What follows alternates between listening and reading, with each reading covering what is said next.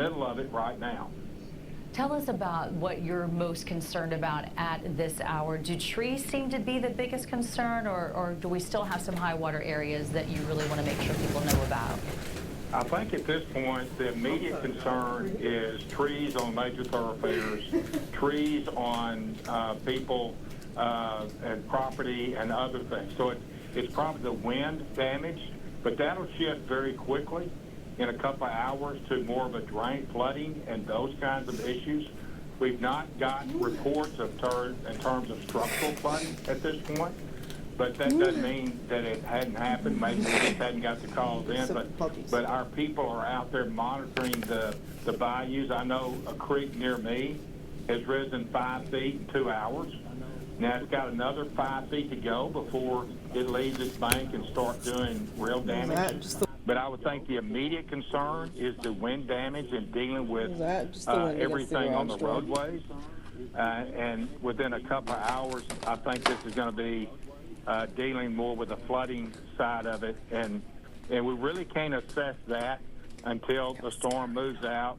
And right now, I think the eye is just to the west of us going up the Brazos River. And that's just the worst location for us here in Harris County, particularly in Precinct 3, which is the Tomball, Cypress Spring, Humble, Kingwood, Memorial Village area. They're all getting hit pretty hard right now. Commissioner, one of the biggest questions I'm seeing from our viewers online and the people who are reaching out to me is just the concern of how long their electricity will be out, and it's so difficult for us to answer that. From what you're saying, can you tell if power lines are down or if the generators are being blown out from wind? Any idea of what's happening out there? They're just so concerned about, is it going to be days? Will it be hours? And again, difficult for us to answer that. I think the only thing I can do is reference the storm 3 weeks ago. We were, for the majority of folks, it was less than 4 days. Some got on earlier, some had a couple of days after that. But I know Hurricane Ike, and I hate to mention this, Hurricane Ike was 3 weeks for a lot of folks. So hopefully it's more like what we just experienced 2 weeks ago or 3 weeks ago, where the power for most folks was back on within 4 or 5 days. I know CenterPoint has roughly 2,500 crews, but they can't mobilize until the storm winds lay back, and they can't really assess the damage until the storm passes. So we're probably a day of assessment in terms of what the problems are. And of course, CenterPoint will get those back on as quickly as they can based on the amount of damage. But it's whether a transformer's blown or whether trees have taken down power lines. I'm not seeing the damage with power lines on the road that we saw during the event 2 or 3 weeks ago. So maybe that's some good news, that maybe the power has a better chance of getting back on more rapidly than what happened even 4 weeks ago. I wanted to ask you, you've been through a number of these. You kind of were talking about some of the past ones. You know, how do you think that this compares to what we've seen in the past? And do you feel like how prepared were we? Do you feel like there are things that we maybe should be, learning or looking at as we continue to, expect a pretty serious season? Well, I have to tell you, I'm encouraged going into the storm. After Harvey, we've done a lot of infrastructure improvements in the county and the city. I'm seeing those actually working in terms of removing the water, draining the water. So I think in terms of making this area more resilient, after Harvey, I think we've done that. But the unpredictability, every storm is different. Every one of these ends up being a little bit different.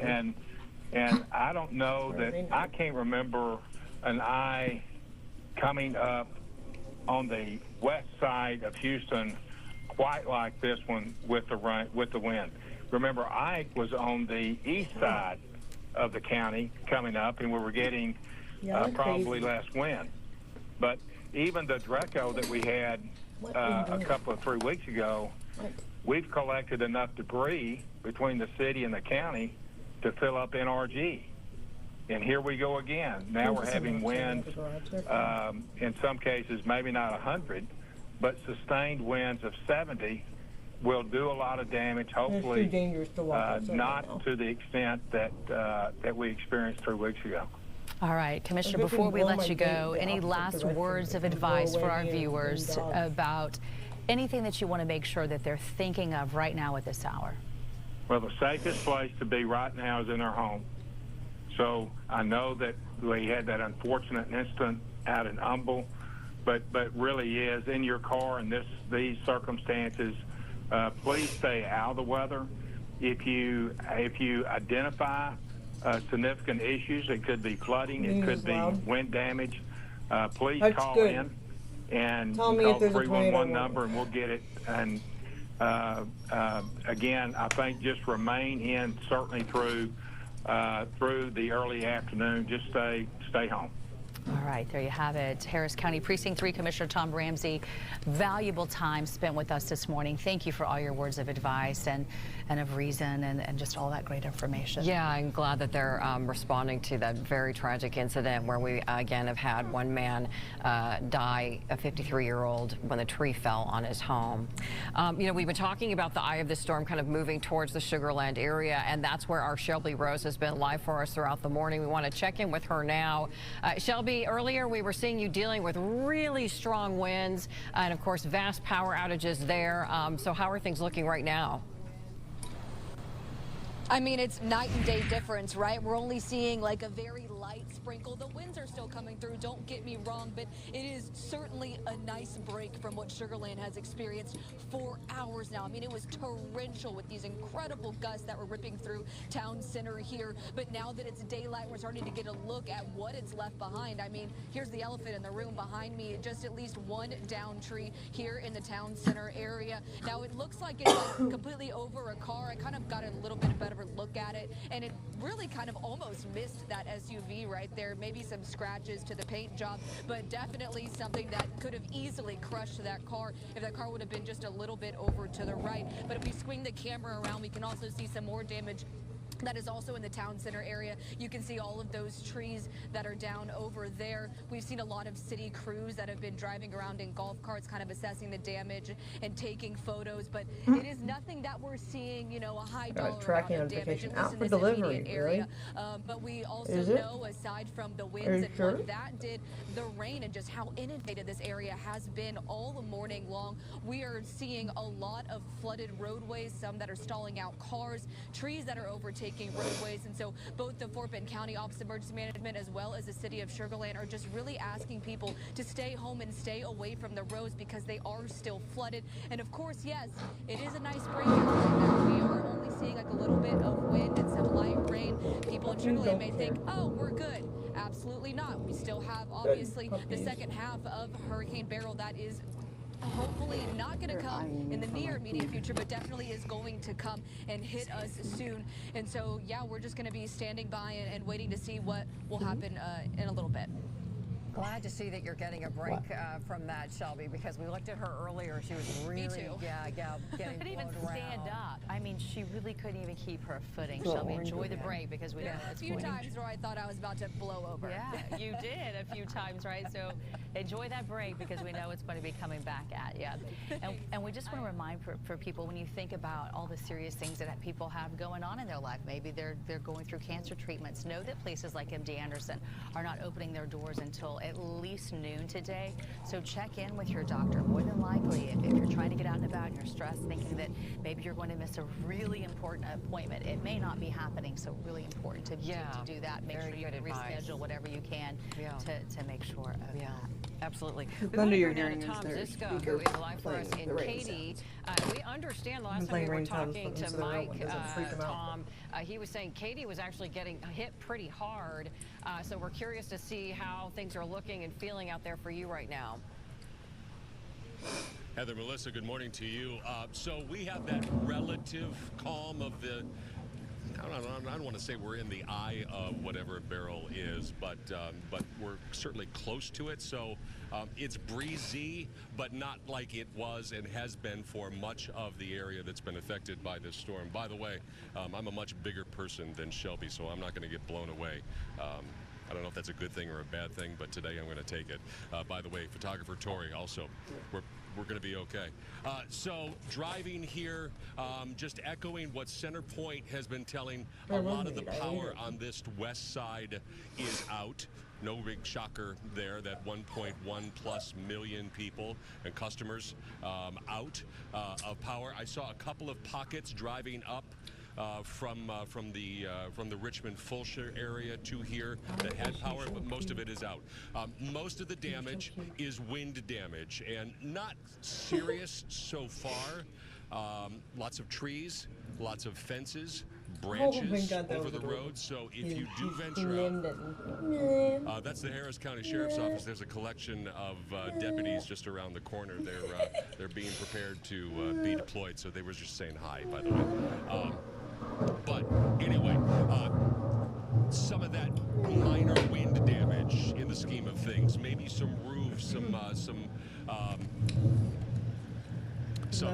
roofs that have had some shingles damage. But this sort of stuff that you're seeing, trees being blown over, very, very common in what we have seen by light of day. Most of it, though, as the rain continues, the wind continues, and the light of day, we'll be able to get a better sense of what has happened. But already I've heard from some folks who have said, hey, Tom, good morning to you. Lost my fence. Got a leak in my roof, that sort of thing. So if you have a power generator, use it intelligently. But for right now, as we're in a covered area right now, so no real damage or threat to us right now, but we will be getting out into the elements as the light of day progresses, so we can see what Beryl has brought, folks. Live in Katy for now. Tom Ziska, Fox 26 News. Hey, Tom, really quick before you go, I'm curious, were there any issues you had getting to where you are in terms of flooded roads? Did you see any flooded roads, or, places people need to be, avoiding?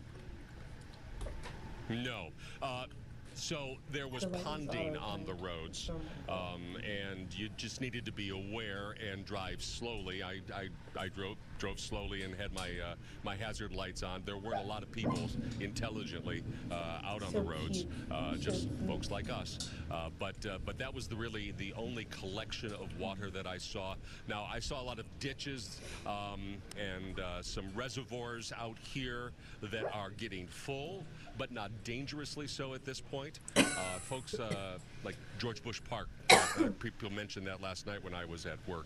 That'll be full of water because that's a reservoir that's supposed to collect water. But most of the usual ponding spots on roads is what I'm seeing is collecting water, but not widespread flooding yet on the west side of town. All right, it looks like it'll be heading back your way very soon. All right, Tom, thank you for the update there. Be safe. Appreciate it. We'll check in with you in a little while. And he mentioned earlier about being so careful with those generators. Just a reminder, everyone, there are going to be so many people in our area relying on a generator, perhaps in the coming days. And just know that every single hurricane, we end up losing somebody because they get it too close to their house or even put it in their home. You have to keep it so many feet away, 20, 30 feet away from your home, I believe, to make sure you don't get carbon monoxide poisoning. So please be so careful. Make sure you know the rules and the directions. Follow them closely so that we don't have any more tragedies. Yeah, absolutely. We want to get you updated now on the very latest. We've got Allison in our weather center monitoring the latest conditions and to give us an update. Allison? Guys, get this. 84-mile-per-hour wind gusts at Hoppy. That is so incredibly strong. We talk about how the power is out, down trees, down power lines. These winds are the real deal. You need to stay inside because on top of where we're seeing some of the strongest wind gusts right now, out from Pearland to Katy, Tomball, all about 50 to nearly 60-mile-per-hour gusts. Again, Hobby has been, this is the peak that we have seen so far, but is there the potential for some higher wind gusts? You betcha, especially in some of these outer rain bands. But take a look at spots to our north. Cleveland at 22-mile-per-hour gusts, Conroe just shy of 50, and Huntsville at about 36-mile-per-hour wind gusts. So right now, it's the wind and it's the flooding we need to keep a close eye out for. I just want to take you down a little bit. So the center of the storm is now moving into Sugar Land. So where I'm showing you right now, Lake Jackson to Angleton, Sweeney, you are actually on the southeastern side of the storm. So I would say from here on out, winds are likely going to begin to decrease in intensity as that center of the storm starts to move north. But spots and folks that live in Houston, live out toward Jersey Village. We're talking the Heights, out toward the airport, even into Cypress, Tomball. You're still seeing sustained winds 45 to 55 miles per hour, but we have seen those gusts even higher. So it's important that you're staying inside. With this wind blowing the rain, it is going to be bringing dangerously low visibility, difficult for people to see. So just stay inside. This storm is moving pretty quickly here, but I want to show you the extent of the rain bands. All the way now just south of Tyler, the most outer rain bands, and then to down in the Gulf of Mexico. It is spanning about 374 miles long. So the thing is, there's still some strong outer bands. It's over the open waters of the Gulf. Warm waters, not surprised that, they're still bringing some storms, heavy rain, and we're even seeing some lightning in some of the spots near Galveston, and I'll get to that in a moment. But here we go. This is the center of the storm.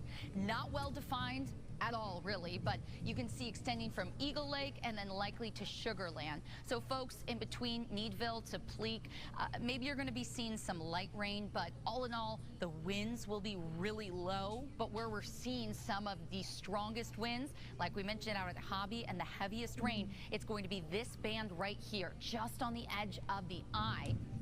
And that's dumping a lot of rain at this time. But I do want to take you out to Galveston because we talk about these tropical systems, and that does not go hand in hand with lightning. Really, you don't see much of it. But the lightning count is decreasing a bit, but just off Galveston Island, we are looking at about 12 lightning strikes. So keep that in mind if you do live along the coast.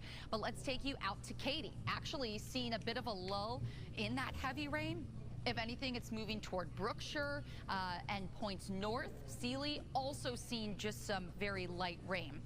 But take a look at Houston to Bel Air. We're looking at South Houston to Pasadena and even down to Pearland. It's almost like a wedge here where that heavy rain is just like a corridor of rain that's going to continue up into the Heights and even outside of the Loop at this time. Taking you out a little bit further to the east, so we're looking at portions of up near Baytown and Baytown rather, and then making its way up into Liberty County and even out toward Atascocita.